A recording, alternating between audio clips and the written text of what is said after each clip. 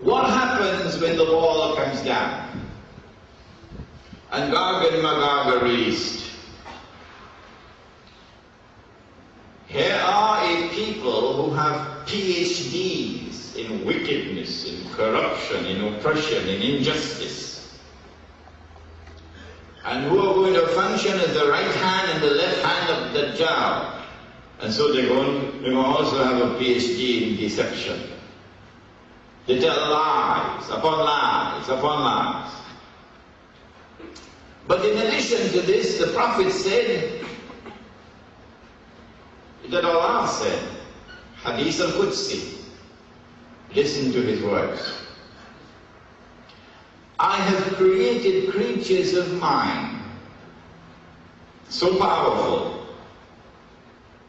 that none but I can destroy them. You want to wage jihad against them? They'll beat you. They'll beat the daylights out of you. I have created creatures of mine so powerful that none but I can destroy them. And so when Gog and Magog are released in waves, one after the other, eventually, they take control of the world. With a power which is unique in all of history. An indestructible power. A power which cannot be rivaled by any possible combination of rivals. The African National Congress did not defeat the white man in South Africa. Oh no. The white world order realized that this was an embarrassment, apartheid, with which we could not live if we wanted to pursue our agenda. And so because it was too great an embarrassment, Washington decided that apartheid must go. And when Washington imposed sanctions, then the white regime in South Africa began to crumble.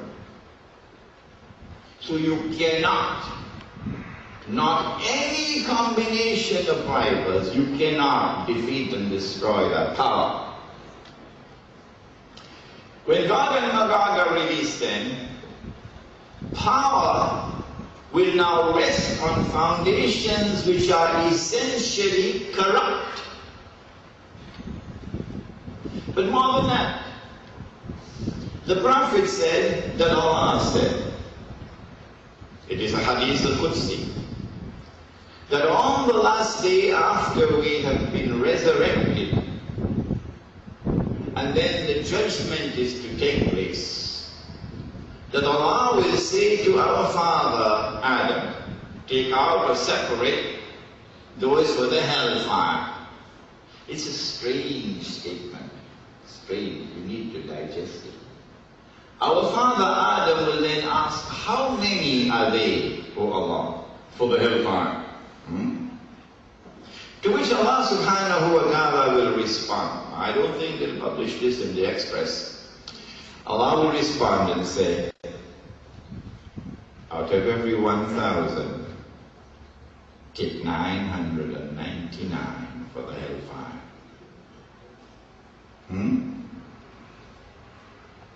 The companions of the Blessed Prophet were terrified, because in those days they had the fear of Allah in the heart. Today we got it to Camry. They were terrified. Then he smiled. That beautiful smile which can come on the lips only when there is innocence in the heart. And he said, good news for you, meaning those who follow me, Muhammad alayhi salatu wasalam, meaning those who follow the religion of my father Abraham. That religion. Good news for you. The one for heaven is the one who follows the religion of Abraham. alayhi salam. But the 999, meaning the global society, embraced by globalization. And so South Africa shouldn't be so happy about getting the World Cup, because it's part of the march of globalization. Nelson Mandela doesn't understand that, but I think Winnie Mandela would understand it. The 999 would all be the people of Gog and Magog. You might have a Hindu name, or you might have a Christian name, or you might have a Jewish name, you might even have a Muslim name. But that is only the external form. The internal substance is you've been embraced by Gog and Magog. And so when Gog and Magog are released, power will rest on foundations which are not only corrupt, but also godless.